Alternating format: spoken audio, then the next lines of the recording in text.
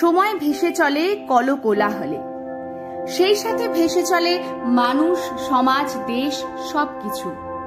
সমস্তই যেন স্মৃতির পাতায় বিলীন হওয়ার জন্য ছুটে চলেছে। আজ আমরা যদি সেই স্মৃতির পাতায় পাতায় একটু পিছিয়ে যাই, তবে একটু আবেগঘন হয়ে পড়তেই হয়।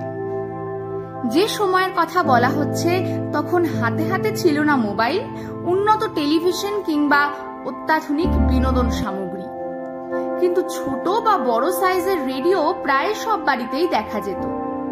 বিনোদন, সংবাদ কিংবা শিক্ষার বেশিরভাগ অংশ জুড়েই ছিল রেডিও। সকালে ঘুম থেকে ওঠা আর রাতে ঘুমোতে যাওয়া পর্যন্ত প্রতিটি অধ্যায়ে ছিল রেডিও নামক যন্ত্রটির ভাস্বর উপস্থিতি, যা আজ স্মৃতির পাতায় বিলীন হয়ে যেতে বসেছে। আজও যখন শারদ প্রাতের শিউলির গন্ধ কিংবা কাশফুল পুজোর গন্ধ ছড়িয়ে দেয় আকাশে বাতাসে, প্রকৃতি মেতে ওঠে শারদ খেলায়, তখন স্মৃতিপটে উজ্জ্বল হয়ে ওঠে আগমনীর বার্তাবাহক মহালয়ার সেই সব স্বর্গীয় অনুভূতিগুলো। মহালয়া মানেই আকাশবাণী, মহালয়া মানেই বীরেন্দ্র কৃষ্ণ ভদ্র। ভোরের শিশির, আবছায়া ধোঁয়াশা আর বীরেন্দ্র কৃষ্ণ ভদ্রের স্তোত্র উচ্চারণ সব যেন একাকার হয়ে যেত। মায়ের আলতো স্পর্শে জেগে উঠে সম্বিত ফিরে পেতেই বোঝা যেত প্রকৃতি যেন এক স্বর্গীয় স্পর্শে জেগে উঠেছে। ততক্ষণে রেডিওটাও স্তোত্র উচ্চারণ শুরু করেছে, নেপথ্যে সেই বীরেন্দ্র কৃষ্ণের বিখ্যাত গলা।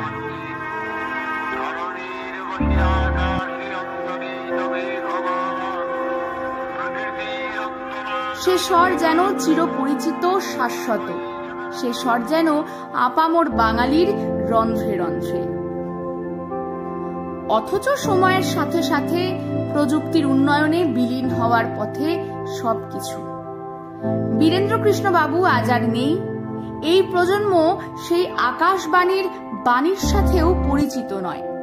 তারা চেনে না রেডিওকে, জানে না বীরেন্দ্র কৃষ্ণ ও মহালয়ার মেলবন্ধনে সৃষ্ট সেই স্বর্গীয় মাদকতাকে।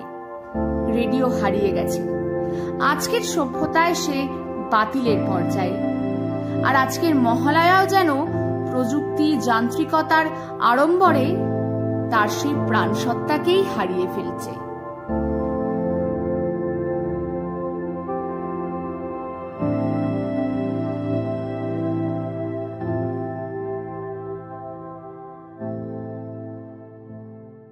আপনারা দেখছেন নর্থ বেঙ্গল সমাচার, উত্তরের বার্তা, সত্যের পথে।